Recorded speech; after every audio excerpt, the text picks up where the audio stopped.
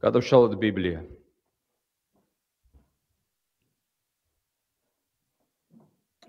წმინდა მარკოზის სახარება მე-15 თავი.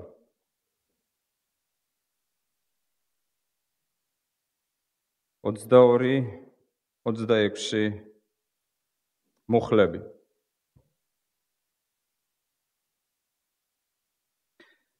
წმინდა მარკოზის სახარება მე-15 თავი. 22, 26 მუხლები. 22-დან 26-მდე. 26-ის ჩათვლით. და მიიყვანეს იგი იმ ადგილას, რომელსაც ქვია გოლგოთა, რაც ნიშნავს თხემის ადგილს, და მიაწოდეს მას მურნარევი ღვინო დასალევად, მაგრამ არ მიიღო.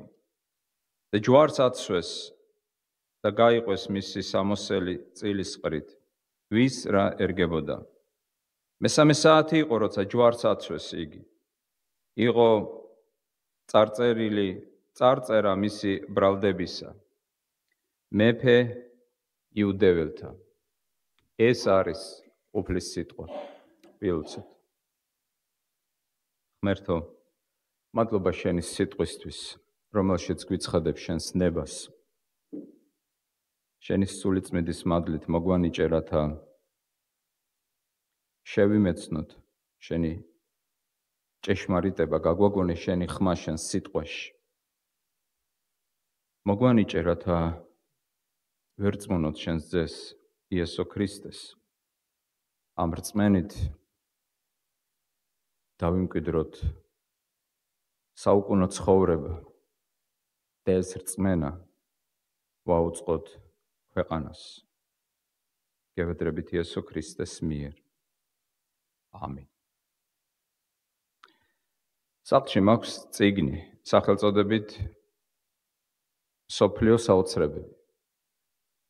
შემეცნებითი ხასიათის წიგნი, რომლის სარჩევში მოცემულია შემდეგი სათაურები.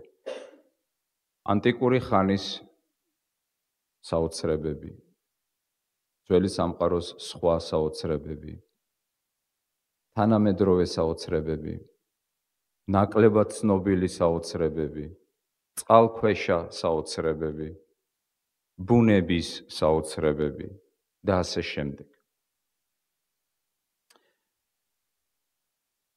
საქმე გახლავთ ის, რომ ქრისტეს შობამდე მეორე ან მესამე საუკუნეში ეგვიპტეში, კერძოდ ქალაქ ალექსანდრიაში, ცხოვრობდა სახელგანთქმული მათემატიკოსი, ინჟინერი, ფილონ ბიზანტიელი, რომელმაც დაწერა წიგნი, სახელწოდებით სამყაროს 7 საოცრება.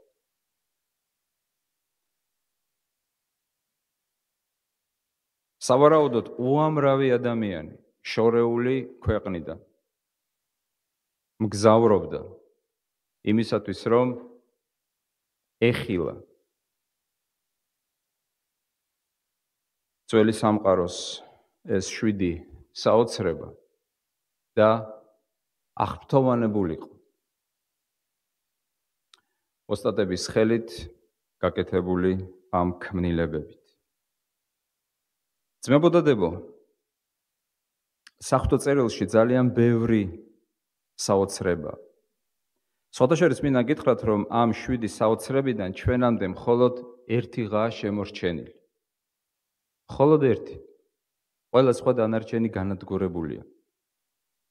დიახ, მეცნიერებმა მოახდინეს მათი, როგორც ამბობენ, ზუსტი აღდგენა, მაგრამ არც ერთი მათგანი არ შემორჩა კაცობრიობას. მხოლოდ ერთი. ეგვიპტეში მდგარი პირამიდა.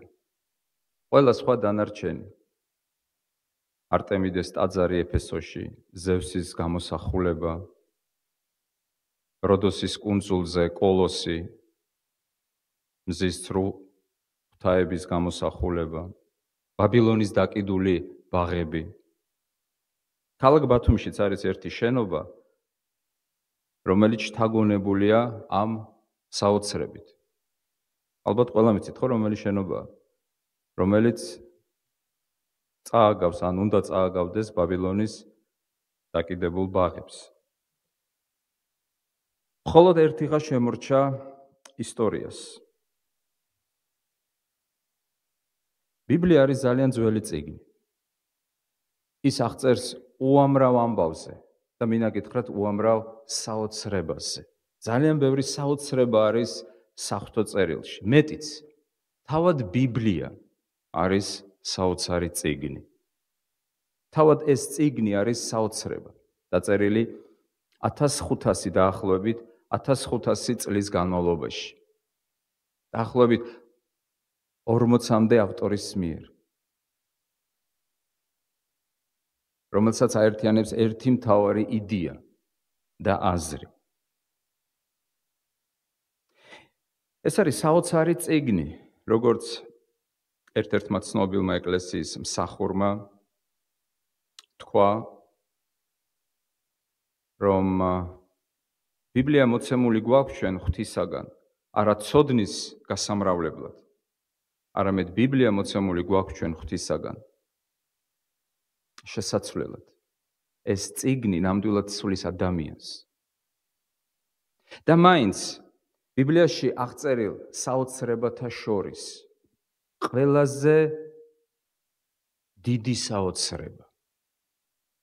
აქ 7-ზე მეტი საოცრება. ყველაზე დიდი საოცრება. რომელი საოცრება? როგორ ფიქრობთ? ან თქვენთვის პირადად, რომელი საოცრება არის ყველაზე დიდი საოცრება?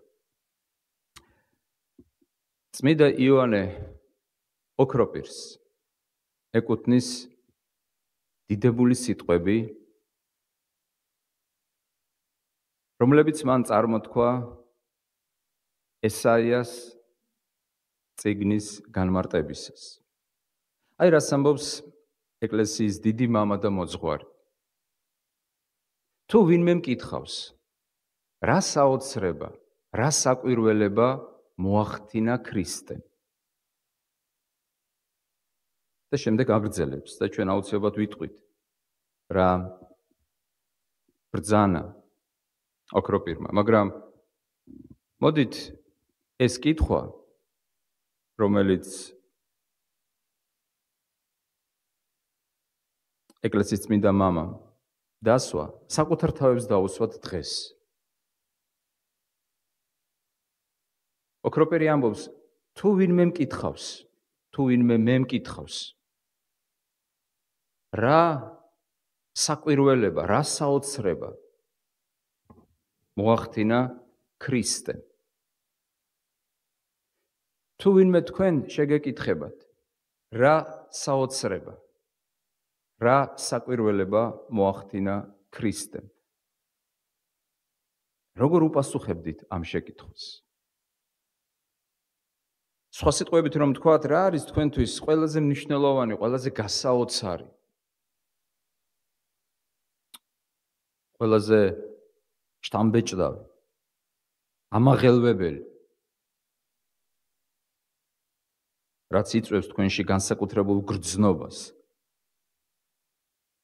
რომელი საოცრება? ქრისტეს მიერ მოხდენილი. მოდით ჩვენ ყველამ ჩვენთვის გავცეთ ამ შეკითხვას პასუხი და შემდეგ შევადაროთ ოქროპირის პასუხს. ან თქვენ რას ფიქრობთ, ოქროპირი რომელ სასწაულს, რომელ საკვირველებას დაასახელებდა, აირჩევდა?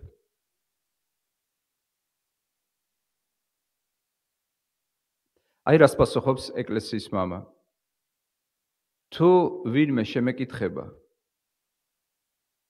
რა საკვირველება, რა საოცრება მოახდინა ქრისტემ, გამოვტოვებ ცას, მიწას, ზღვას, უამრავი მკვდრის გაცოცხლებას და სხვა დანარჩენ მის მიერ აღსრულებულ სასწაულს, სახელდობრ პურების გამრავლებას და წყლის ღვინოდ გადაქცევას და მიუთითებ მხოლოდ ერთზე, მიუთითებ მხოლოდ ერთზე. მიაქცეთ ყურადღება, აი ამ ბოლო გამონათქვამს, არა ერთ-ერთზე, მათ შორის, არამედ მიუთითებ მხოლოდ ერთ სასწაულზე. არა და ოქროპირმა ჩამოთვალა ქვეყნის შექმნა, ზეცის შექმნა, ანგელოზების შექმნა, ამ სამყაროს შექმნა, ხილულის, არახილულის. ჩამოთვალა უამრავი განკურნება. ამაზე მეტი რა სასწაული უნდა იყოს? თავად ეს სამყაროა სასწაული, რომელშიც ჩვენ ცხოვრობთ. ეს მართლაც ასია. განა პურების გაბევრება არ არის დიდი სასწაული. როდესაც ქრისტემ 5 პურითა და 2 თევზით დააპურა ათასობით ადამიანი. განა წყლის ღვინოდ გადაქცევა არ არის სასწაული. მაშრა ერთადერთზე მიუთითებს ოქროპირი. რა არის ის ერთადერთი? ის ამბობს, მე ამას ყველაფერს გვერდზე გავწე. მე ამას ყველაფერს გამოვტოვებ. ეს ყველაფერი კი საოცრებაა, მაგრამ არის ერთი საოცრება, ერთადერთი საკვირველება. აი იმ საკვირველებაზე მიუთითებ და ეს არის ერთი სიტყვა და ეს არის თქვენ ხედავთ ამ საოცრებას, ამ საოცრების ნიშანს. ყოველ კვირას ხილულად და ისმენთ ამ საოცრებას. ოქროპირი ამბობს, ეს არის ჯვარი. ჯვარი. ეს არის ჯვარი. ჯვარი. ოქროპირი ამბობს, მე მიუთითებ ერთზე, მხოლოდ ერთზე. ერთ საკვირველებაზე, ჯვარზე. და შემდეგ აგვირგვინებს ასეთი სიტყვებით თავის აზრს. ჯვარი არის ყველა სხვა დანარჩენზე დიდებული. მან დიდება არ მოაკლო ქმნილებას, სასწაულებს, განკურნებებს, ყდრეთით აღდგომას, ეს ყველაფერი დიდებული არისო, მაგრამ ჯვარი აღემატება ყველას, ყველაფერს. ოქროპირის აზრით ეს არის საოცრებათა საოცრება. ეს არის საკვირველებათა საკვირველება. ეს არის ყველაზე მეტად გასაოცარი რამ, რაც კი ქრისტემ მოიმოქმედა. ის რა ჩვენ წავიკითხეთ წმინდა მარკოზის სახარებაში არის ამ საოცრების შესახებ ნათქვამის სიტყვები. როგორ გაიყვანეს ჩვენი მაცხოვარი უფალი იესო ქრისტე ქალაქის გარეთ და იმ ადგილას, რომელსაც ერქვა გოლგოთა, ჯვარს აცვეს. რატომ არის ჯვარი ასეთი საოცრება? რა არის ამ ჯვარში ასეთი რამ? ხშირად მორწმუნეები რბილად რომ ვთქვათ, გამოკიდებულნი არიან სასწაულებზე. მათ ხიბლავთ სასწაულები, უნდათ სასწაულები, ეძებენ სასწაულებს.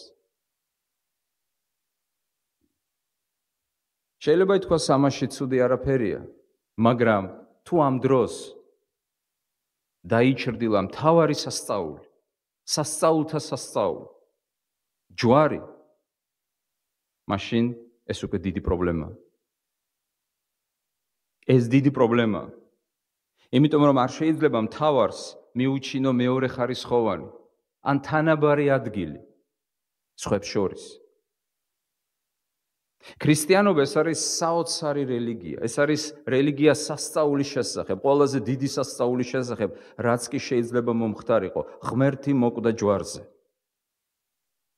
გეკითხებით, ამაზე დიდი სასწაული რა უნდა იყოს? განა ნებისმიერი სხვა სასწაული, თუნდაც განკურნებები, მკვდრების აღდგომა, განუკურნებელი სენისგან განკურნება. თუნდაც ეს სამყარო, ნებისმიერი რამ, რაც გნებავთ, შეედრება ამ სასწაულს.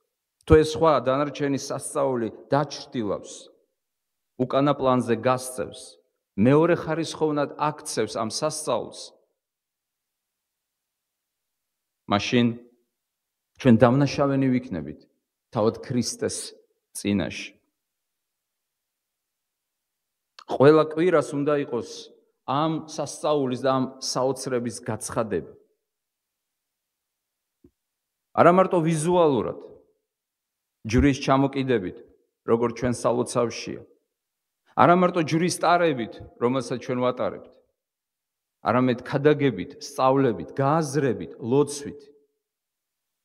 აბსოლუტურად ყველაფრით. ჯვარი.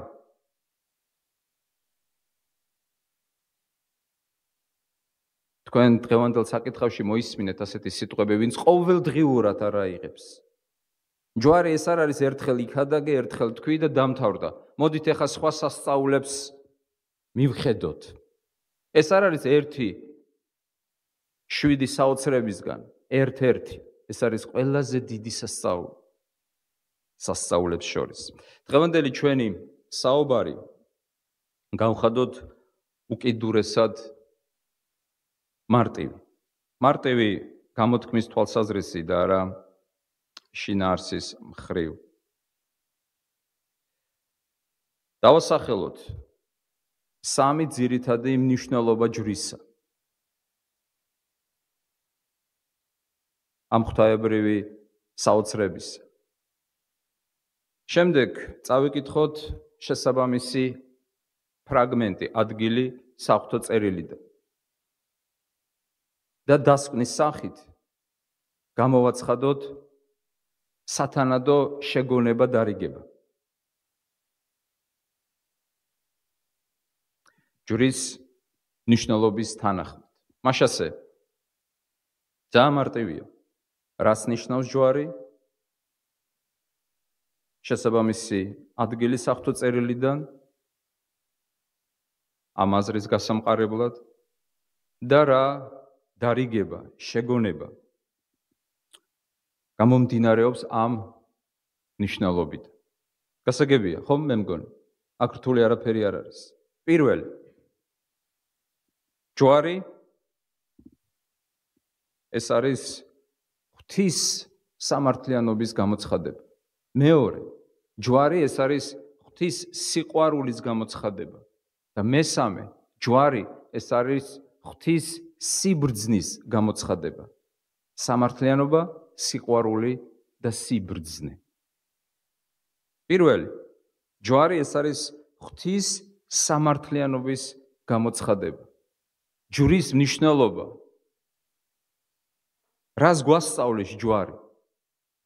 ჩვენ შეიძლება ვთქვათ, რომ ჯვარი გვასწავლის რაოდენ სამართლიანია ღმერთი ცოდვის მიმართ. ჯვარი გვასწავლის რაოდენ ამაზრზენია ცოდვა ღვთის წინაშე. როგორ ექცევა ღმერთი ცოდვას? ჯვარი გვასწავლის, რომ ღმერთი არის სამართლიანი მსაჯული. როდესაც პანსა დონ კიხოტის მეგობარი და თანამგზავრი განაწესეს გამოგონილ გუბერნატორის პოსტზე და დონ კიხოტმა ეს გაიგო, შეიყვანა ცალკე ოთახში, დაკეტა კარები და დაუწყო დარიგების მიცემა. სერვანტესი წერს ძალიან ვრცელ დარიგებას, რომელიც მან თავის ერთგულ მეგობარს გაუზიარა. ის მიმართავს მას, ჩემო მეგობარო, ჩემო შვილო, პირველ რიგში ეუბნება ღვთის შიში იქონიე, იმიტომ რომ ეს არის სიბრძნის დასაწყისი და შემდეგ ეუბნება ასეთ სიტყვებს.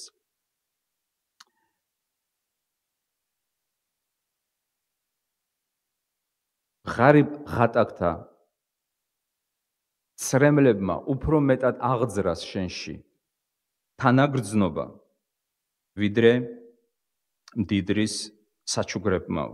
ანუ იყავი თანამგრძნობი ღარიბ ღატაკთა ცრემლების მიმართ და უარყავი მდიდრის საჩუქრებიო, იმიტომ რომ გუბერნატორს ესაჭიროება, ვინაიდან ის არის მართველიო. მაგრამ ეუბნება დონ კიხოტი სანჩო პანსას. მაგრამ თანაგრძნობა სამართლიანი უნდა იყოს. ჩვენ გვავიწყდება ეს იდეა და ეს აზრი. ღმერთი არის ძალიან თანამგრძნობი და მოსიყვარული. მაგრამ ის არის სამართლიანად თანამგრძნობი და მოსიყვარული. ჩვენ ვივიწყებთ ღვთის ამ ბუნებას, ღვთის ამ გამოვლინებას, სამართლიანობა, როგორც ცოდვის მიმართ მიუკერძოებელი სასჯელი. შესაბამისი ფრაგმენტი, შესაბამისი ადგილი საღვთო წერილიდან, რომელიც მიანიშნებს ამ აზრს, რომელთა მიმართ ეპისტოლე მერვე თავი, მესამე მუხლი. ვინაიდან რა კი ვერ შეძლო ხორცის მიერ დაუძლურებულმა რჯულმა, ღმერთმა მოავლინა თავისი ძე ცოდვილი ხორცის მსგავსებაში და ცოდვის გამო მჟავრი დასდო ცოდვას ხორცში. რა არის ჯვარი ჩვენთვის? ჯვარი ეს არის ცოდვის სასჯელი. ყოველთვის, როდესაც ჩვენ ვუყურებთ ჯვარს, ჩვენ ვხედავთ, რაოდენ სამართლიანია ღმერთი, რაოდენ ვერ იტანს ის ცოდვას და როგორ ჯის ის ცოდვას. ხშირად ჩვენ გონია, რომ ჯვარი ეს არის მხოლოდ და მხოლოდ ფიზიკური ტკივილები, რომლებიც ქრისტემ აიტანა. ეს მართლაც ასეა, მაგრამ არა მხოლოდ ფიზიკური ტკივილები. არის ერთი საოცარი წიგნი, დაწერილი შოტლანდიელი ღვთისმეტყველის მიერ. მისი სახელი არის დონალდი ქვია სახელად მაკლეოდი. დონალდ მაკლეოდი. ის უკვე გარდაცვლილია 2023 წელს გარდაიცვალა. მას არაერთი წიგნი აქვს დაწერილი და ერთ-ერთი წიგნი, რომელიც მან დაწერა,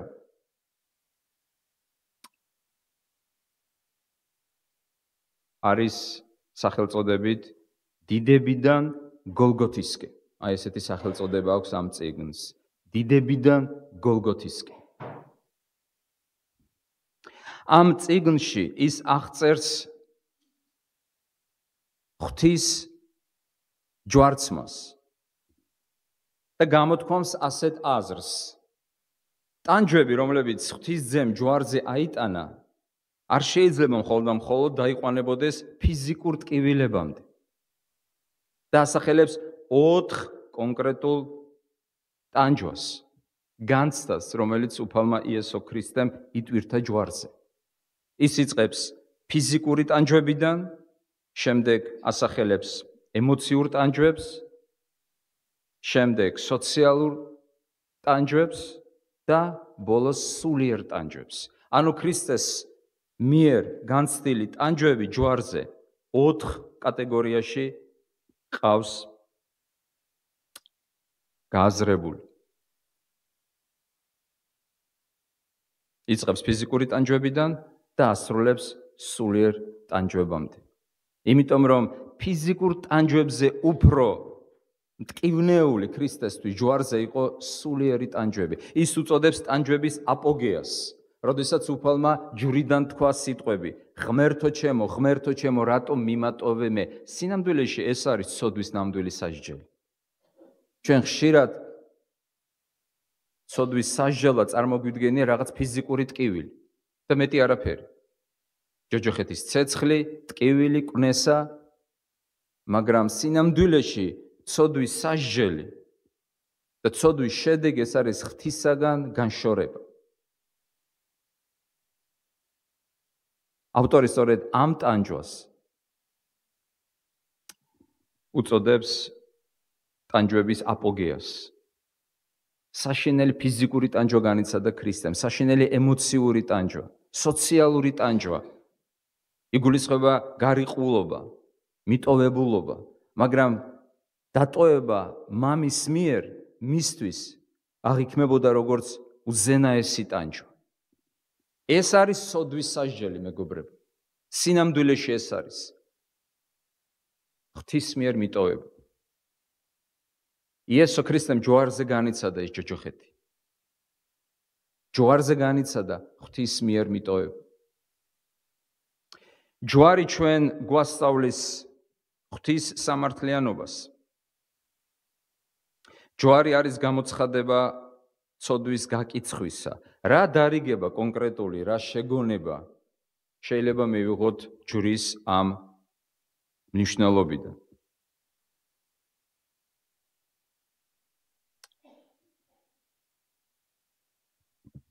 ვინაიდან ჯვარი ეს არის თვალსაჩინოება იმისა,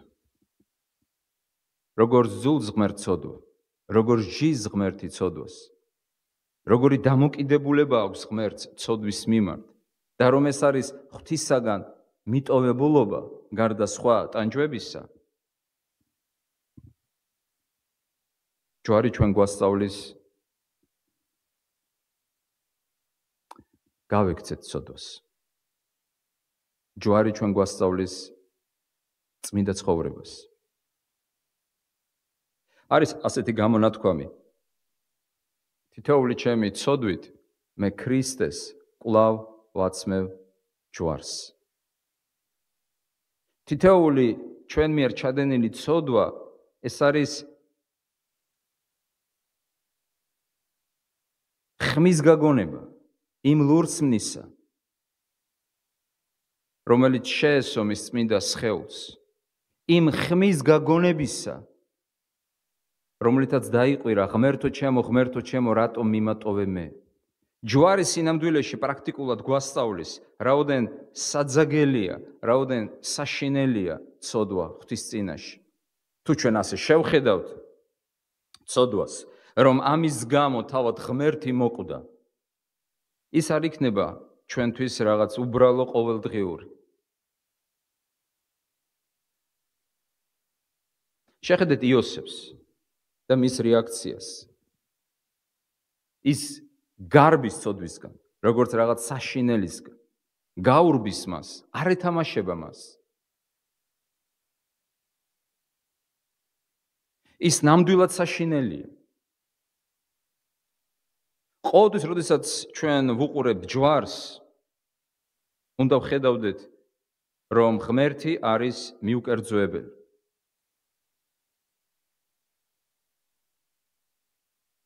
შეკითხვა, რაში გამოიხატება, როგორ შეიძლება დავინახოთ ღმერთის დამოკიდებულება ცოდვის მიმართ.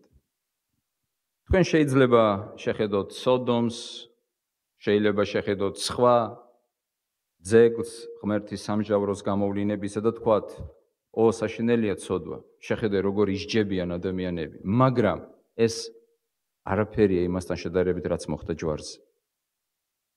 ჯვარზე მოხდა ყველაზე დიდი ბოროტება. როგორც ნიჩე ამბობდა, კაცობრიობას ერთი ქრისტიანი ყავდა და ისიც მოკლესო.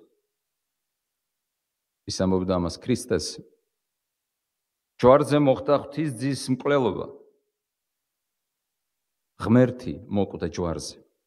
ეს დიდი საოცრება, მაგრამ ეს საოცრება გვასწავლის ჩვენ გავექცეთ ცოდვას.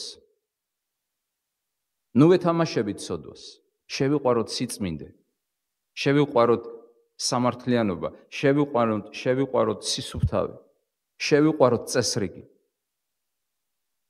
სიწმინდე ეს არ არის რაღაც ვალდებულება. სიწმინდე არის მომხიბლავი. სიწმინდე შეიძლება შეუყვარდეს ქრისტიანს. როგორც განსაკუთრებული რამ.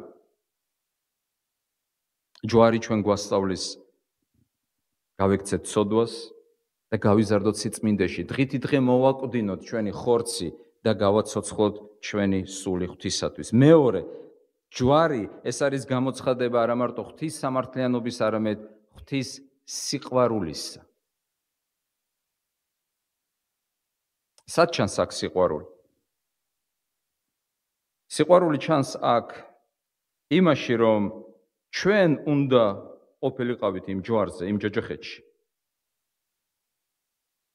ჩვენ უნდა გვეთქვა ეს სიტყვები, ღმერთო ჩემო, რატომ მიმატოვე მე? ჩვენ უნდა აღმოჩენილიყავით ღვთისაგან მიტოვებულნი.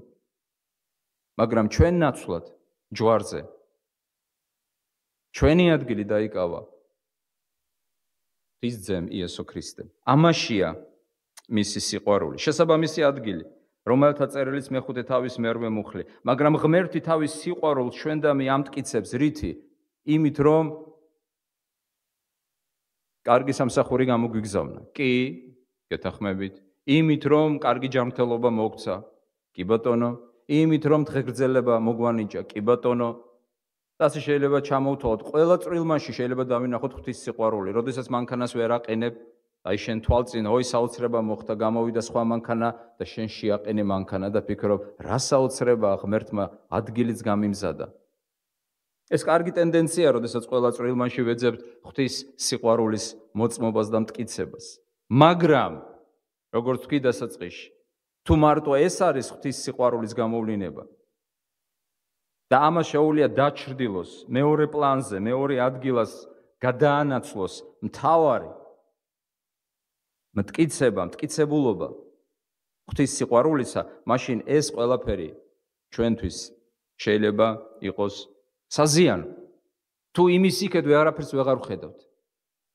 მაგრამ რას ამბობს წმინდა პავლე მოციქულის სული წმინდით აღძრული, რომ ღმერთმა თავისი სიყვარული ჩვენდამი დაამტკიცა და არა მარტო დაამტკიცა, მიაქციეთ ყურადღება დროს, ამტკიცებს.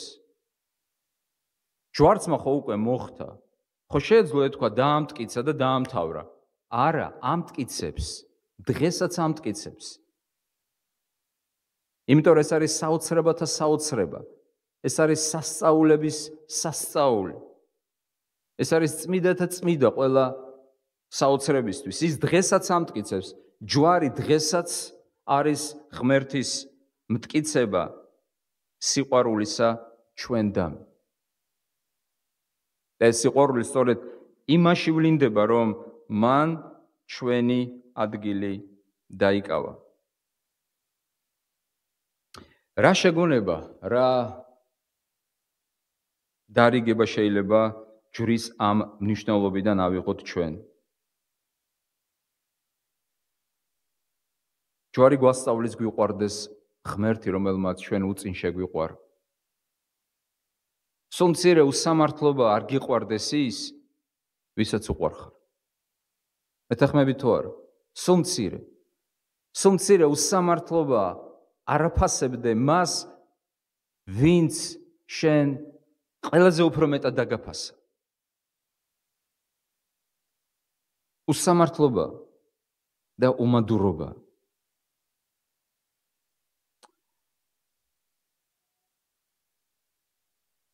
ის ამტკიცებს დღესაც თავის სიყვარულს იესო ქრისტეს ჯვარცმით. და ყოველთვის, როდესაც ჩვენ ეჭვი შეგვეპარება ან გარკვეული სირთულის გამო, ამ პრობლემის გამო,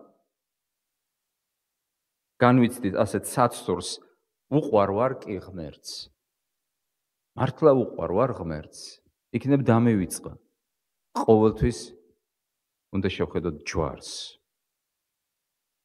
იმ ჯვარს, რომელზეც ოქრო პირმა თქვა, გამოვტოვებ ამას, გამოვტოვებ იმას და მიუთითებ მხოლოდ ერთ საოცრებაზე. ჯვარზე.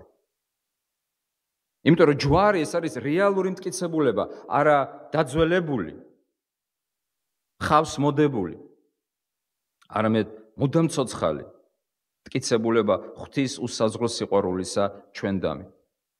ბერნარდ შოუს, ცნობილ რომანისტს, დრამატურგს, აქვს ერთი ასეთი პიესა. ეშმაკის მოწაფე, რატომღაც ეშმაკის მოციქული, ასე შეიძლება მოძებნოთ ქართულად. რატომ გადათარგმნეს ასე არ ვიცი. მისი ორიგინალური სახელწოდება არის The Devil's Disciple. Disciple არის მოწაფე და მოციქული არის apostle. მაგრამ ასეა თუ ისე, აი ამ პიესაში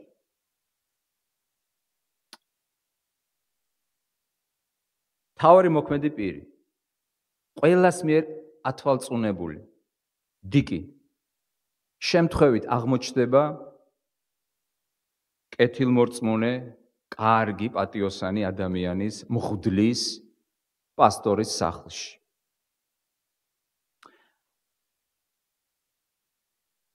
ისტორია ვითარდება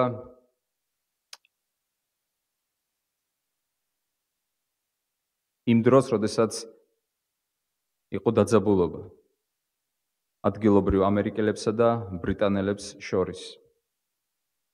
ამ დროს ბრიტანელი ჯარისკაცები შემოიჭრებიან მღვდლის სახლში. და შემთხვევით დიგს მიიჩნევენ, რომ ის არის მღვდელი. და წაიყვანენ დასასჯელად, უნდა ჩამოახრჩონ, მოკლა. რას აკეთებს დიკი? ყველას მიერ ათვალწუნებული, მიუღებელი პიროვნება. იმ დროს იქ იყო პასტორის სოლი. იმ მომენტში, როდესაც დიკი მღვდლის სახლში აღმოჩნდა, მღვდელი იქნა გამოძახებული კეთილი საქმის გასაკეთებლად. და ამ დროს აღმოჩნდა მის სახლში, ესე ძალიან მნიშვნელოვანი მომენტია.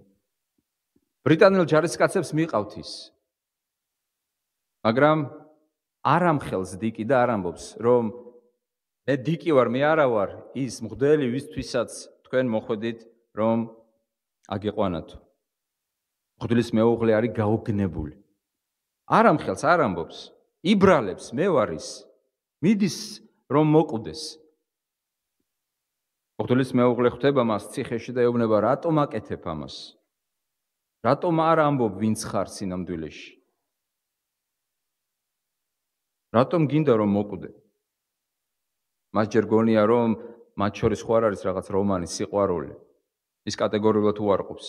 მაშინ რატომ ეკითხება? რა საჭიროა ასეთი მსხვერპლი? უამრავი ადამიანი, ალბათ ყველა 99% იტყოდა, მე არა ვარ ის. და მართალიც იქნებოდა. მაგრამ ის იბრალებს სხვის ვინაობას და მიდის ჩამოსახრჩობად. და აი რას პასუხობს? მე მოქმედებ ბუნების კანონითო და არ შემიძლია თავი გადავირჩინო სხვისი დაღუპვის ხარჯზე. კრიტიკოსები მიიჩნევენ, რომ ამ ათეისტმა ბერნარდ შოუმ აი ამ პიესაში ქრისტეს მსგავსება წარმოაჩინა. განსხვავებით დიკისა, ქრისტე შემთხვევით არ აღმოჩნდა ამ სამყაროში. თუ დიკი შემთხვევით აღმოჩნდა ანდერსონის სახლში, ქრისტე შემთხვევით არ მოსულა. ღვთისძე დაიბადა ბეთლემში, გარკვეული მიზნით. დიკისაგან განსხვავებით, ქრისტე არ კვდება პატიოსანი, კეთილი, გულმართალი ადამიანებისთვის, არამედ ცოდვილებისთვის. ის მღვდელი კარგი კაცი იყო. მაგრამ ქრისტე ჩვენთვის კვდება ცოდვილებისთვის. ნახეთ წმინდა პავლე როგორ ამბობს, ღმერთი თავის სიყვარულს ჩვენდამი ამტკიცებს იმით, რომ ქრისტე მოკვდა ჩვენთვის, როცა ჯერ კიდევ ცოდვილნი ვიყავით. როცა ჯერ კიდევ ცოდვილნი ვიყავითო, არა მართლებისთვის კვდება, არამედ ცოდვილებისთვის. რატომ არ კვდება მართლებისთვის? რატომ არ კვდება კეთილებისთვის? იმიტომ რომ ასეთები არ არსებობენ. არ არსებობენ, ყველამ შესწოდა, ყველა მოკლებულია ღვთის დიდებას. ეს კეთილი, ბოროტი, კარგი, ცუდი, ეს პირობითია და ადამიანურია, ადამიანური სტანდარტითა. ღმერთის თვალში სულ სხვანაირად გამოიყურება სამყარო. ნაკლებად ცოდვილი, უფრო მეტად ცოდვილი. გადაჭარბებულად ცოდვილი. მაგრამ მართალი არავინ არ არის. ჯვარი ეს არის ღვთის სიყვარულის გამოცხადება, გამოვლინება ჩვენთვის. როცა ჩვენ უყურებთ ჯვარს, უამრავი ეჭვი მოდის ჩვენს გონებაში, ჩვენი ცხოვრების მანძილზე. და მთავარი ცდუნება, მთავარი ეჭვი ებრძვის ჩვენს ურთიერთობას ღმერთთან. მართლა უყვარვართ ღმერთს თუ არა? საიდან უნდა ვიცოდე, რომ ღმერთს უყვარვარ? ჯვარი. ჯვარი ეს არის ნიშანი, ეს არის სვეტი, ეს არის ძეგლი, ეს არის მოწმობა, ეს არის მტკიცება, ეს არის გამოცხადება, ეს არის ხმა და ასე შემდეგ იმისა, რომ ღმერთმა ნამდვილად შეიყვარა ადამიანი. უტყუარი, უეჭველი მტკიცება. ამიტომ არის ის საოცრება. ამიტომ არის ის საოცრებათა საოცრება. ღვთის სიყვარულის ყველაზე დიდი გამოვლინება. ღვთის სამართლიანობის ყველაზე დიდი გამოვლინება არის ჯვარი და ღვთის სიყვარულის ყველაზე დიდი გამოვლინება არის ჯვარი. როგორ შეიძლება ერთდროულად იყოს ისიც და ესეც? ეს მხოლოდ ღმერთს შეუძლია. და ბოლოს მესამე. ჯვარი არის არა მხოლოდ ღვთის სამართლიანობის გამოცხადება. ჯვარი არ არის მხოლოდ ღვთის სიყვარულის გამოცხადება. ჯვარი აგრეთვე არის ღვთის სიბრძნის გამოცხადება. რატომ გადაწყვიტა ღმერთმა ასეთნაირად ჩვენი ცხონება და გადარჩენა და არა სხვანაირად? თქვენ იცით, რომ ჯვარი მხოლოდ ქრისტიანობაშია, ისლამში, იუდაიზმში ჯვარი არ არსებობს. ქრისტიანობის განმასხვავებელი ნიშანი არის ჯვარი. არც ერთ რელიგიაში არავინ არ ყვდება სხვის გადასარჩენად. ყველა რელიგიაში მოუწოდებენ, ასწავლიან, როგორ უნდა მოიქცე, რომ გადარჩი. მაგრამ ქრისტიანობა ამბობს, რომ ღმერთმა გადაწყვიტა თავისი სიბრძნით ასეთნაირად გამოეხსნა ადამიანი და გადაერჩინა სასჯელისგან. მოციქულთა საქმეების, ჩვენ როგორ ვთქვით, ჩვენი საუბრის სქემა ასეთია, რას გვასწავლის, რა მნიშვნელობა აქვს ჯვარს, შესაბამისი ადგილი საღვთო-წერილიდან და დასკვნა, რა შეგონება, რა დარიგება მოყვება ამ მნიშვნელობას. ჯვარი ეს არის ღვთის სიბრძნის გამოცხადება, შესაბამისი ადგილი. საქმეების მეორე თავის 23 მუხლი. ეს არის პირველი ქრისტიანული ქადაგება. ესე ძალიან ნიშანდობლივია. პირველივე ქრისტიანულ ქადაგებაში გამოცხადდა ჯვარი როგორც ღვთის განსაკუთრებული სიბრძნე.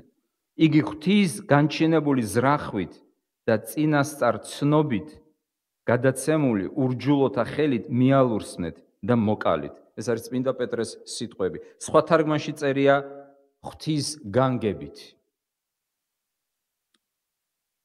წინასწარ ცნობით. ჯონ სტოტს აქვს ერთი ძალიან კარგი წიგნი. არაერთი წიგნი აქვს დაწერილი, მაგრამ ეს წიგნი მართლაც ერთ-ერთი ჩემი საყვარელი წიგნია. ქრისტეს ჯვარი, ასე ქვია ამ წიგნს. ყველას მოგიწოდებთ, ერთხელ მაინც წაიკითხოთ. ქრისტეს ჯვარი, ავტორი ბრიტანელი ღვთისმეტყველი ჯონ სტოტი. ის დეტალურად განმარტავს, დეტალურად ლაპარაკობს ქრისტეს ჯვრის შესახებ და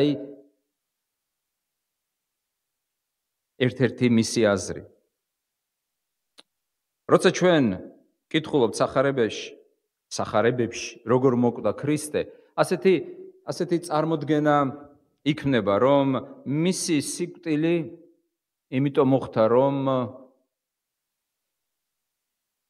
პილატეს გამო, პილატეს დანაშაულის გამო, იუდას გამო, მღვდელმთავრების გამო, ხალხის გამო, როდესაც პილატემ შესთავაზა გათავისუფლება ხალხმა პირდაპირ მოითხოვა, ყვირილით მოითხოვა. როდესაც კენჭისყრა შედგა, ხალხმა მოითხოვა ყვირილით, ჯვარს აცვი იგი.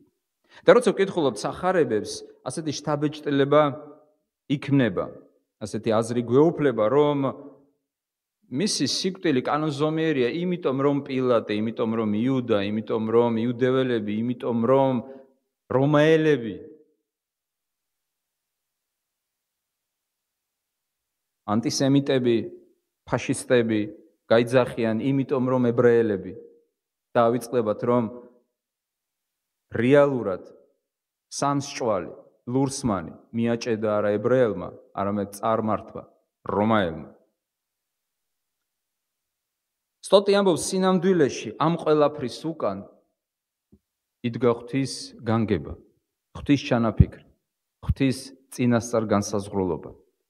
ზუსტად ასე ხსნის წმინდა პეტრე, თქვენ კი მოკალით, ეუბნება ის, ურჯულოთა ხელით. ანუ შეხედეთ, ორივეზეა განაწილებული ბრალი. ურჯულოებზე, ანუ წარმართებზე და უშუალოდ მათზე, ვინც გადასცა ქრისტე ურჯულოებს, ანუ წარმართებს, არა ებრაელებს. ანუ თქვენ ორივე, თქვენს და თქვენს მოკალით ქრისტე, მაგრამ სინამდვილეში მისი სიკვდილი მოხდა არა შემთხვევით, არა უბრალოდ, არამედ წინასწარ განსაზღვრულად და აქ არის სიბრძნე. ღვთის დიდი სიბრძნე. იმავე ლაპარაკობს წმინდა პავლე მოციქული პირველ ეპისტოლეში კორინთელთა მიმართ, როდესაც ამბობს, რომ ქრისტე არის ღვთის სიბრძნე, ასე უწოდებს მას. და ურწმუნოთათვის ის არის სიშლეგი, ანუ უმეცრება, ხოლო მორწმუნეთათვის, მოწოდებულთათვის, რჩეულთათვის ის არის ღვთის სიბრძნე. რანაირად არის ღვთის სიბრძნე? ჩვენ ჯვარში ვხედავთ ღვთის ჩანაფიქრს, ღვთის გეგმას ადამიანის გადარჩენის შესახებ, რაც არის არალოგიკური, შეუსაბამო, აუხსნელი. უამრავ ადამიანს აქვს უარყოფითი და კატეგორიულად ნეგატიური სიტყვა ნათქვამი იესო ქრისტეს ჯვარცმაზე.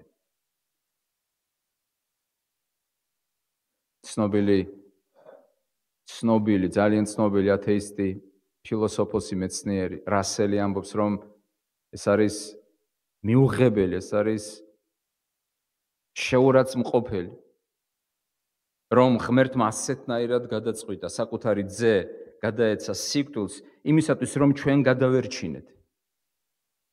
მაგრამ ეს არის ღვთის გზა და ღვთის გეგმა, ამიტომ ამბობს წმინდა პავლე მოციქული, ამიტომ არის ქრისტე გაუგებარი და უაზრობა მისი ჯვარცმა.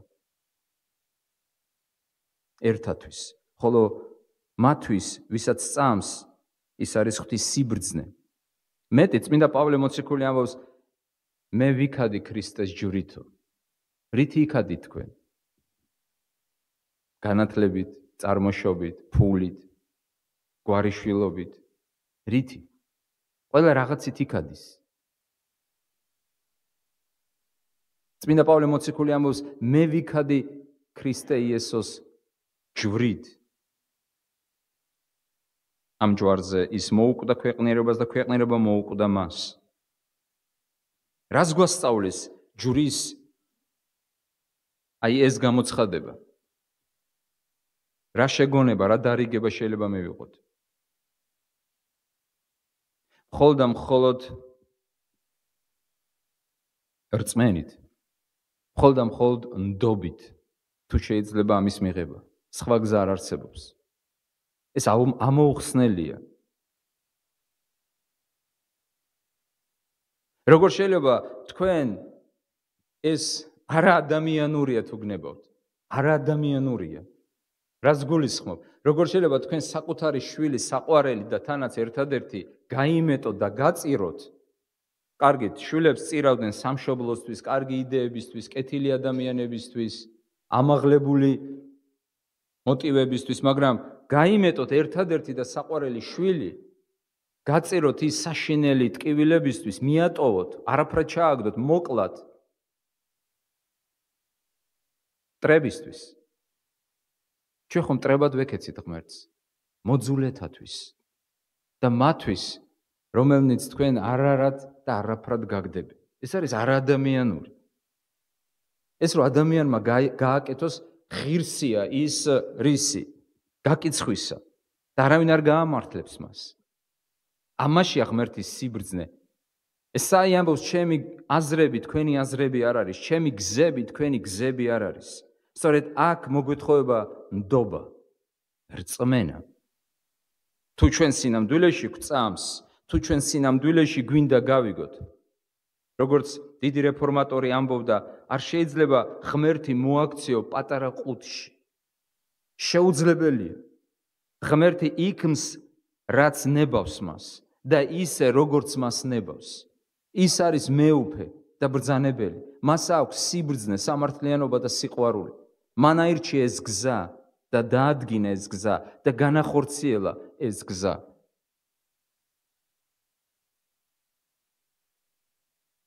თუ ჩვენ გჯერა ამის, მაშინ ღვთის გადარჩენის ჩანაფიქრი ჩვენზეც ვრცელდება. თუ არა და ჩვენ ამ ცხონების მიღმა ვრჩებით. შევაჯამოთ, რაც ვთქვით. ყველაზე დიდი საოცრებათა შორის სამართლიანად შეიძლება იყოს მიჩნეული ქრისტეს ჯვარი. და რა არის აქ საოცრება? რას გვასწავლის ეს ჯვარი? რა გამოცხადება აქვს ამ ჯვარს? სულ მცირე 3. ღვთის სამართლიანობის, ღვთის სიყვარულის და ღვთის სიბრძნის. რისკენ მოგვიწოდებს, რას გვასწავლის პრაქტიკულად ეს გამოცხადებები? იმას, რომ გავიქცეთ ცოდვას, შევიყვაროთ უფალი და მივენდოთ მას, მაშინაც კი, როდესაც რაღაცა გაუგებარია. ამინ.